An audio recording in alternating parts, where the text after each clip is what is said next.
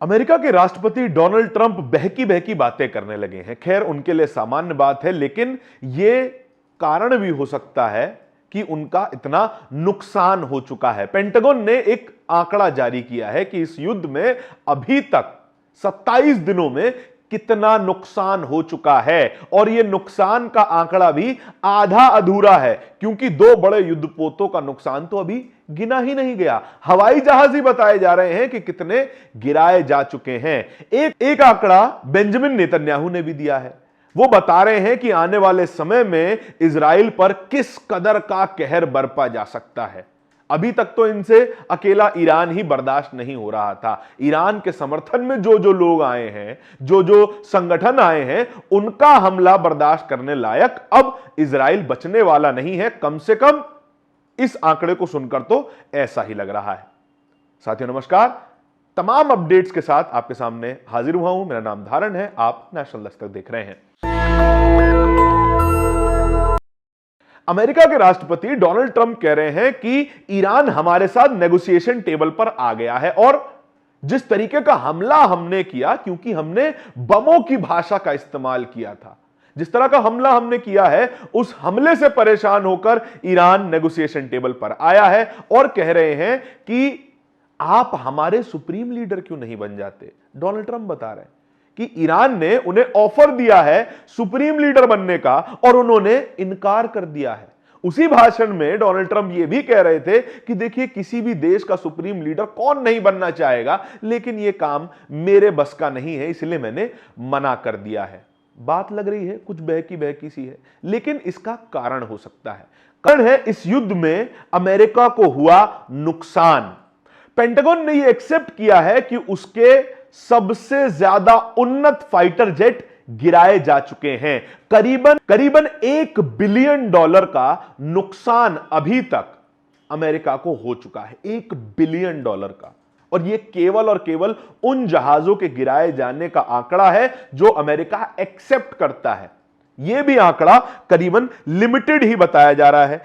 क्या क्या एक F-35 fighter jet, 5th generation का यह फाइटर जेट क्षतिग्रस्त हुआ, इस पर मिसाइल लगी, और यह मिसाइल लगी है ईरान के एयर डिफेंस सिस्टम की, surface to air missile system की। इस एक फाइटर जेट की कीमत है $110 मिलियन, और यह अब निष्क्रिय हो चुका है, किसी काम का नहीं बचा है। यह बात पेंटागन एक्सेप्ट कर रहा है।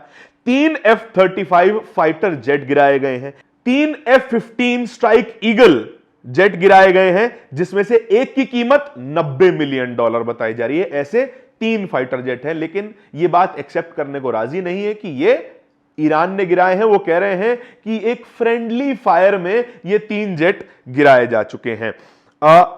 12 MQ-9 रीपर ड्रोन गिराए गए हैं, जिससे अमेरिका प्रिसीजन स्ट्राइक कर रहा था ईरान के ऊपर। और ये कैसे गिराए गए हैं? कोई बड़ी महंगी मिसाइल नहीं, कोई surface to air missile system नहीं, कोई बड़े रेडार का इस्तेमाल नहीं, केवल एक मैनपैड से गिरा दिए गए, कंधे पर रख के चलाए जाने वाला रॉकेट से गिरा दिए गए, जो एक सामान्य फौजी निशाना लगाकर चला सकता है। क्योंकि ये ड्रोन धीमी गति से उड़ते हैं, कम ऊंचाई पर उड़ते हैं, इसीलिए इन पर निशाना लगाना बड़ा आसान हो जाता है। ऐसे 12 ड्रोन गिरा दिए गए हैं। ऐसे एक ड्रोन की कीमत $30 मिलियन बताई जा रही है। हिसाब लगाते जाइएगा कितना नुकसान अभी तक हो चुका है। एक हेलीकॉप्टर, एक अटैक हेलीकॉप्टर गिराया जा चुका है, जिसका इस्तेमाल अटैक करने और रेस्क्यू करने में इस्तेमाल किया जाता है। हेलीकॉप्टर का नाम UH-60 ब्लैक हॉक है। इसकी एक हेलीकॉप्टर की कीमत $20 मिलियन बताई जा रही है, और यह जो हेलीकॉप्टर है वो अमेरिका के एयरक्राफ्ट कैरियर से ऑपरेट किया जाता है। यह एक मरीन हेलीकॉप्टर है, यानी कि यह बात साफ है कि उनके एयरक्राफ्ट कैरियर भी इस युद्ध में पूरी तरीके से एक्टिव हैं। उन एयरक्राफ्ट और करीबन 6 एयरक्राफ्ट ऐसे हैं जो डैमेज हुए हैं। एक KC-135 refuelling, air to air refuelling tanker crash हो चुका है, और 5 एयरक्राफ्ट जो कि अमेरिका के बेस पर खड़े थे, ईरानी मिसाइल अटैक की चपेट में आए और अब किसी काम के नहीं बचे हैं। यह नुकसान है अभी तक का। अब इसमें क्या क्या मिसिंग है यह भी आपको बता देते हैं। ईरानी मीडिया की रिपोर्ट्स के अनुसार ईरान के surface to air missile attack की जद में आए हुए F-16 के बारे में कोई जानकारी नहीं है। F-18 सुपर हॉर्नेट के बारे में कोई जानकारी नहीं है, जिसकी वीडियो आज सुबह से ही वायरल हो रही है। और जो अमेरिका के दो बड़े युद्धपोत हैं, एयरक्राफ्ट कैरियर हैं, यूएसएस अब्राहम लिंकन और USS Gerald R Ford. USS Gerald R Ford तो दुनिया का सबसे बड़ा एयरक्राफ्ट कैरियर है। 1 लाख टन का डिस्प्लेसमेंट है। करीबन 100 फाइटर जेट यहां से उड़ाए जा सकते हैं, एवैक्स यहां से उड़ाए जा सकते हैं, रिफ्यूलिंग टैंकर उड़ाए जा सकते हैं।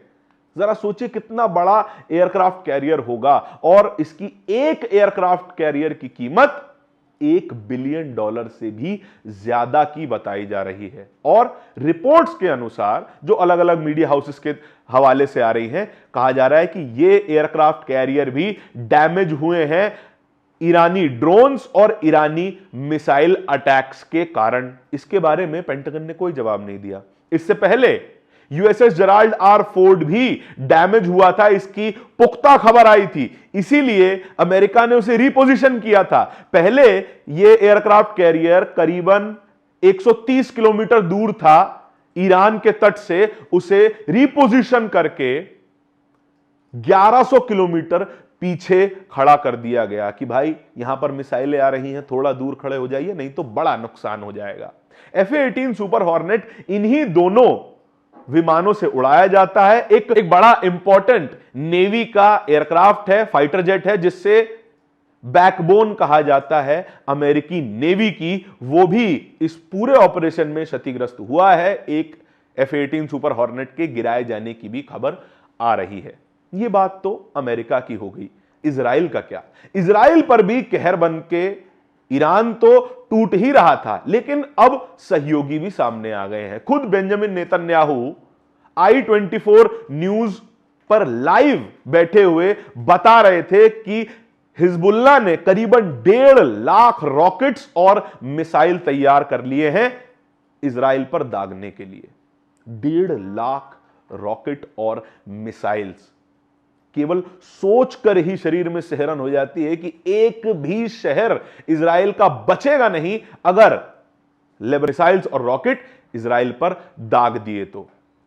इजराइल ने अपने यहां मीडिया सेंसरशिप भी लगा रखी थी। कोई भी मिसाइल गिरे, कोई भी अटैक हो, इसकी जानकारी इजराइल एक तो बाहर नहीं आने दे रहा था, और अब वो वीडियोस बाहर आने लगे हैं, सीसीटीवी की फुटेजेस बाहर आने लगी हैं, जो लोग वहां पर हताहत हो रहे हैं उनकी जानकारी बाहर आने लगी है, और एक एक करके वीडियोस बाहर आने लगे हैं। एक और वीडियो सामने आया है जहां पर इजरायली ट्रूप्स पर ईरान की मिसाइल का अटैक संभवतः दिखाई दे रहा है। साफ तौर पे वीडियो में देखा जा सकता है कि इजरायली ट्रूप्स एक शेड के नीचे खड़े हुए हैं और वहां पर जाकर सीधा एक मिसाइल लग जाती है और बड़ा धमाका होता है। यह वीडियोस पहले इजराइल बाहर नहीं आने दे रहा था। इस वीडियो को सत्यापित भी किया है अल जजीरा ने कि यह असल में इजरायली ट्रूप्स के कैंप पर ही यह मिसाइल गिरी है। इजराइल के रिहायशी इलाकों में भी ऐसी कई जगहें देखी गई हैं जहां पर बताया जा रहा है कि मलबे में तब्दील किए जा रहे हैं तमाम शहर, तमाम सड़कें, तमाम जगहें। और अब शायद इजराइल में वही हाल होने वाला है जो हाल उसने गाजा का किया था, जो हाल उसने फिलिस्तीन का किया था, और तमाम वो ग्रुप्स दोबारा रिएक्टिव हो गए हैं जो इजराइल के सताए हुए हैं।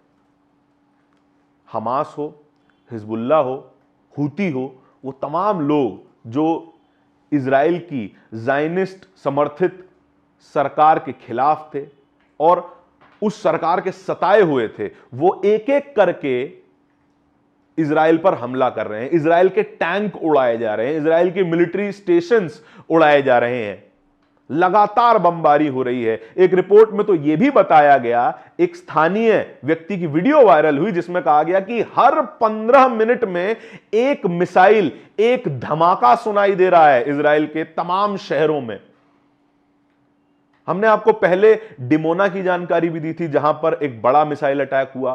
तेल अवीव में रोजाना मिसाइल अटैक हो रहे हैं, हाइफा में रोजाना मिसाइल अटैक हो रहे हैं। और हाइफा तो इजराइल की बैकबोन कहा जाता है, उनकी अर्थव्यवस्था की बैकबोन कहा जाता है।